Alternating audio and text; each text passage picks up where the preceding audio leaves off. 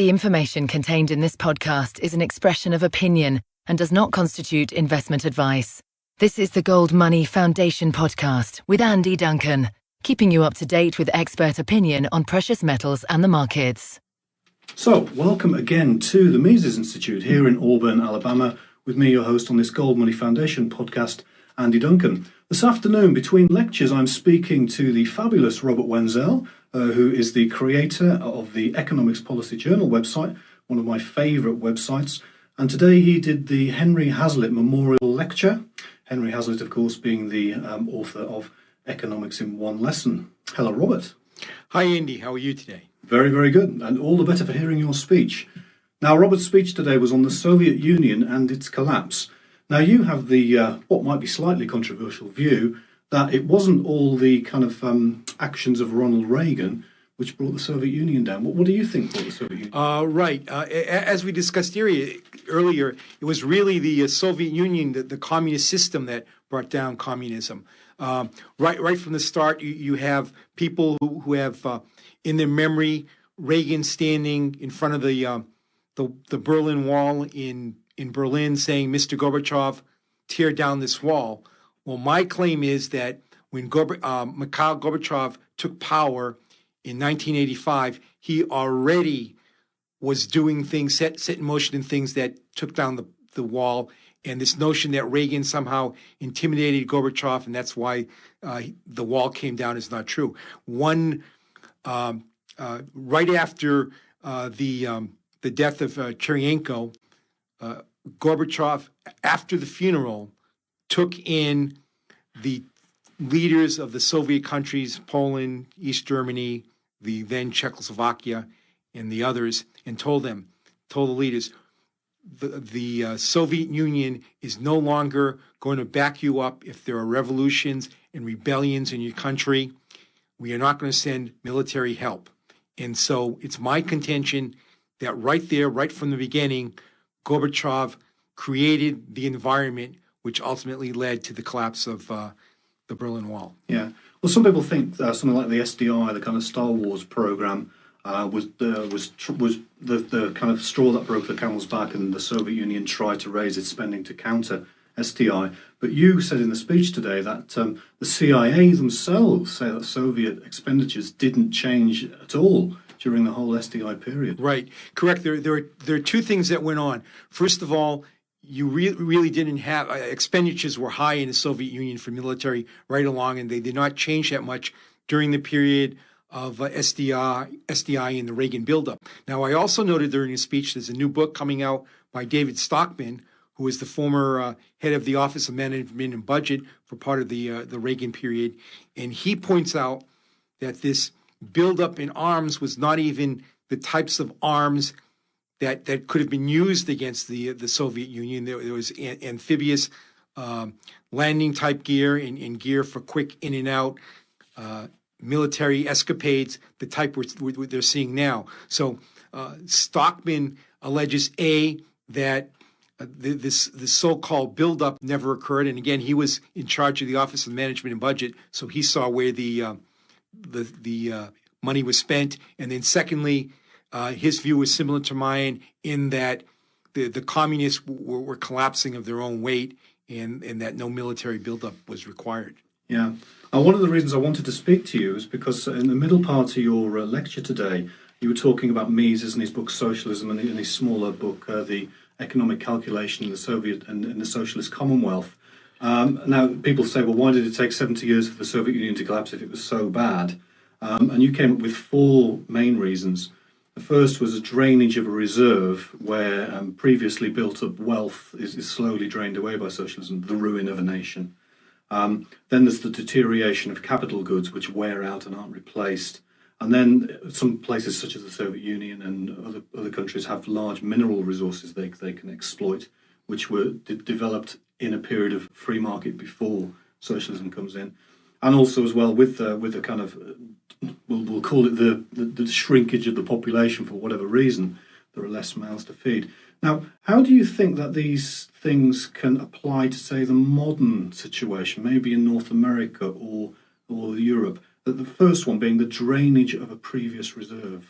Well, that's true. What you have is you have a period where of tremendous growth, which we have had here in the United States and in Europe, where there's a lot of creativity, a lot of new technology is being developed, and we still see some of that around the edges. But because of the regulations that are continually expanding, it's less and less so, and people really haven't noticed it yet. But even as far as Silicon Valley and the internet, if you're not a company that has a contact with a venture capital firm, it's very, very difficult for you to start up and raise money the way it could have been 20 or 30 years ago. So that's sort of a bit of the reserve fund where we understood how a lot of companies started out, which no longer can because of the regulations. And as more and more regulations come, it will tend to suffocate this and make innovation and creativity much more difficult. And they especially aim at the financial industry because you have the top tier banks who are attempting to control things and create a moat so other firms can't develop. And we're going to see it in medical care with Obamacare, where it's going to be centrally planned medicine. It's going to be medicine that's directed by the powers, the elitists in the medical industry that will direct things, not necessarily in the way that's most beneficial for people as far as their health, but what's most beneficial for the elitists as far as their corporate growth. So we still see a lot of the wave of technology that has brought us to this point, but that's going to dissipate. And once that dissipates, I think we're going to really see the suffocation. Are we seeing stage 2 then as well, deterioration of capital goods and capital equipment? That's also happening. You know, I quoted Mises during my speech talking about where you attempt to tax at very high levels the richest people, and you're seeing a lot of talk about that right now. And that's initially where Mises came up with regard to the reserve fund. And what happens is that's not the type of thing that you can just drain forever, because you're putting on these regulations, you're taxing these people, so that there's less and less of that fund to be able to go after. So you will also see more debt being raised to pay for the spending, which ultimately transfers into central bank buying of the debt, which transfers into inflation. So you're going to the problems that are coming up are much severe than anything we've experienced so far. One of the things I've kind of read recently has been the about which might save the US is the kind of fracking revolution. And that might bring us on to point 3, which is where you say the rich oil and mineral resources of the Soviet Union helped it keep going for 70 years. Do you think the fracking revolution will help the United States mask any problems, or will it not last that long? Well, you know, the trick really is with productivity. In the 1920s, we saw this before the collapse in 1929. Many people did not realize that was a period of monetary inflation. There was no price inflation because productivity was very high. But the monetary inflation is just as bad, and really is what caused the collapse when the monetary printing stopped. We may have a period like that coming up. To the degree fracking increases the productivity in the oil sector. So you have greater supplies of oil, which put a damper on prices. Of course, oil is an important ingredient in much of the economy, so it could slow down the price inflation considerably, which would give the Federal Reserve much more freedom to print before serious price inflation kicks up. Yeah. So do you think America might be in a kind of Japanese couple of lost decades situation there, where they can print money but prices don't seem to go up, but although there's inflation? Yeah. You're going to see, I'm not sure if you could equate it to Japan. Japan has a very high savings rate per person. The people like to save there, which they don't here in the United States.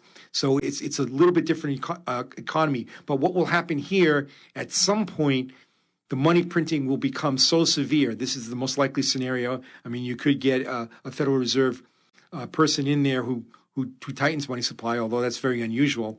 But what will happen eventually, because of the amount of government spending that's going on, you will see so much money printed that will overcome even the increases in productivity from oil and other sectors, and then the inflation will just start galloping at some point. Okay, we'll look forward to seeing that. Now, I know you want to get back to the lectures downstairs, which are going on in a few minutes' time. So you were giving the Henry Hazlitt Memorial Lecture, and you mentioned particularly his two books, Economics in One Lesson and The Failure of the New Economist. Now, New Economics. Now, just to kind of wrap up, what do you think can you just sum up the contribution of Henry Hazlitt? Okay, I think that Henry Hazlitt was a genius and a giant as far as being able to communicate economic thoughts and ideas in simple ways, which any thinking individual could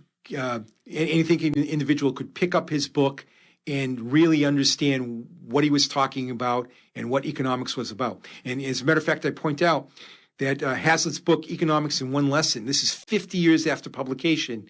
It is still number 13 under popular economics, which is incredible. Of all books, including nonfiction, fiction, diet, personal health books, any kind of books going, all 100 million books that exist, he's in the top 0.1%, ranked number 1,300 on Amazon as far as best-selling books. So it's phenomenal. Yeah. And that's despite the whole text of the book being freely available on many sites around the world. Right, correct. Still buying it and reading it. Yeah, exactly. And you know, before I end this, I want to point out his other book, The Failure of the New Economics, is a very important book because he takes Keynes's general theory apart, page by page. It is the ultimate refutation of Keynesian economics. Anybody that reads that can debate Paul Krugman any day. That's brilliant. And what was your Murray Rothbard quote about that book? Oh yeah, Murray Rothbard did a private review of the book when he worked for a private foundation, and in the book he said he had next to him at his elbow the general theory, going through the theory as he was reading Hazlitt's book, to make sure he didn't find any errors or anything like that. And Rothbard completed the review by saying he found none. Hazlitt had it clear. No errors. I mean, Hazlitt had it down. Yeah, that's incredible. Anyway, if anybody out there is listening to this and they're interested in the thoughts of Robert Wenzel, you can go and visit his website where there's about 100 articles a day pop up, economicspolicyjournal.com. And Robert, it's been a real pleasure speaking to you today. Same here. Subscribe to the Gold Money newsletter at www.goldmoney.com to receive email updates on new articles, videos, and iTunes podcasts from our Gold Research section.